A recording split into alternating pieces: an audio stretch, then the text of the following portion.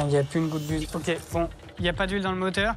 Alors là, je m'affole, je me dis, ça se trouve, le moteur est cassé, le carter d'huile est cassé. Si le moteur est cassé, là, déjà que je suis pas confiant parce que je le connais pas, si en plus il faut le déposer, ça va me mettre un gros coup de stress. En bon professionnel, Mathieu sait que si son moteur est HS, il est bon pour une petite chasse au trésor dans les allées de la casse pour dénicher la perle rare. Du côté de Florian, le stress est tout aussi présent. Mais ici, plus qu'ailleurs, travailler vite, c'est bien. Sans précipitation, c'est mieux. Là, la priorité, ça va surtout être un diagnostic mécanique pour essayer de démarrer le véhicule pour qu'au bout de 5 jours, on puisse au moins rouler avec, quoi.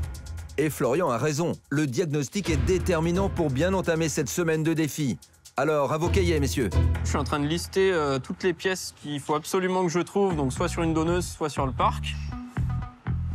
Donc là, je vois que ma portière là-bas, elle est bien à changer. Je pense qu'elle est même plus en état de fermer, donc comme ça, c'est trié. Il commence par faire la liste, ce qui est primordial. Tout est dans la première matinée de travail. Vraiment, sincèrement. C'est faire la liste de tout ce qu'il faut, s'approvisionner les pièces, et après on envoie. Là, à première vue, je vois que mon ventilateur, il touche ma boîte à vitesse, et c'est pas bien normal.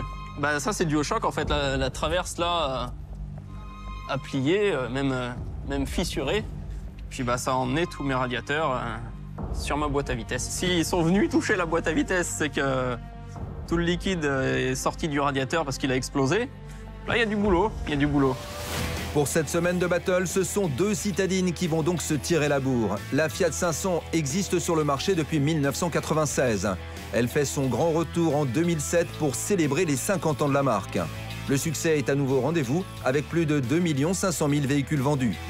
Ce modèle de 2008 chic et cher est une icône de la marque qui bénéficie d'innovations et d'équipements dignes de catégorie premium.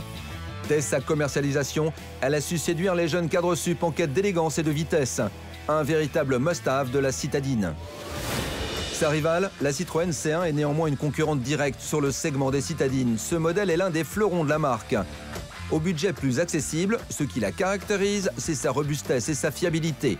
Après une première génération produite entre 2005 et 2014, la C1 fait peau presque neuve avec la C1.2.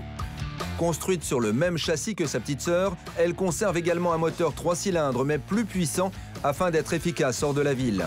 Bien que née du groupe PSA, cette C1 présente en fait une apparence très japonaise. Toyota, dont la coopération avec PSA se poursuit, s'est occupée quasi entièrement de l'apparence, avec un look low cost et plus généraliste aussi. Un confort en hausse et une habitabilité accrue pour la petite citadine. Là, je démonte le bloc avant de ma voiture, ouais, pour pouvoir faire un diagnostic plus approfondi de tout ce qui est touché ou pas sur la voiture. Parce que je peux voir que mon support moteur, là, il a reculé. Je peux voir aussi que mon moteur fuit légèrement l'huile. Alors à voir si ça fuit, c'est qu'il y en a encore dedans. Et ça, c'est une très bonne nouvelle, car un moteur sans huile, c'est un moteur potentiellement HS.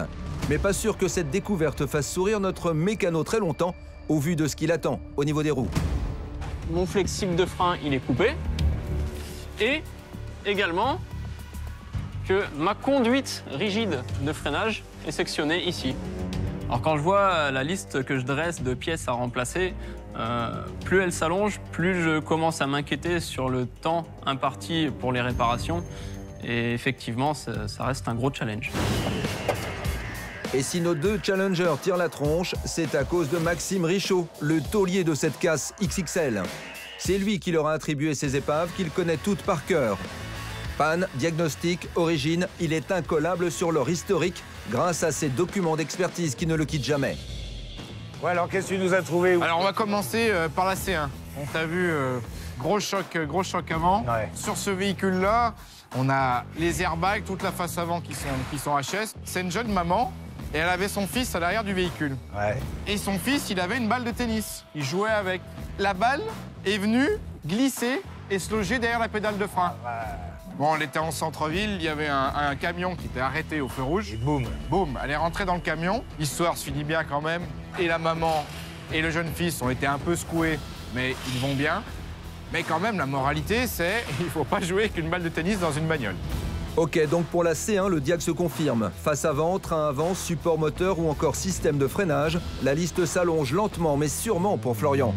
On attaque sur la Fiat 500. Allez, vas-y. Deuxième Fiat 500. petite citadine. Donc là, on est sur le modèle thermique. On est même sur le modèle dual logique, je crois que ça s'appelle. L'histoire, franchement, elle est accouchée dehors. La conductrice de ce véhicule, elle avait emprunté cette voiture à sa sœur. Très gentille, au moment de lui la rendre, elle a dit tiens, je vais lui faire le plein de carburant. Sauf qu'elle s'est plantée, elle a mis du gasoil à la place de l'essence. Elle sort de la station-service, elle fait 100 mètres, la voiture commence à brouter. Et là, elle s'arrête net. Paniquée, elle a voulu réaccélérer. Elle n'a pas appuyé sur le frein. Bam! Elle est rentrée dans la camionnette devant elle. Du diesel dans un moteur, Mathieu est bon pour une vidange complète du réservoir en plus de la mécanique et de la carrosserie. Moi, je lui conseille de changer toute la mécanique. Vendredi, il faut que ça circule. Hein. Ah ouais. On teste les voitures sur route. Ouais. Il Et faut on va essayer qu'elles de pas fonctionnent. perdre des roues. Ah non, ni les Ça roues, serait bien. et puis qu'elles fonctionnent. À n'en pas douter, nos deux candidats ont du pain sur la planche. Et d'ailleurs, on les retrouve sans plus attendre sur leurs ponts respectifs, toujours en plein diag. Ben là, je note tout ce qu'il me faut pour l'esthétique maintenant, parce que je le note au cas où quand même. Donc un pare-brise, des airbags, un pare-choc. Il me faut 2 feux, un capot, je pense. Maintenant que Mathieu a fait sa liste des courses provisoires, il va pouvoir commencer à démonter son véhicule afin d'effectuer un diagnostic plus approfondi.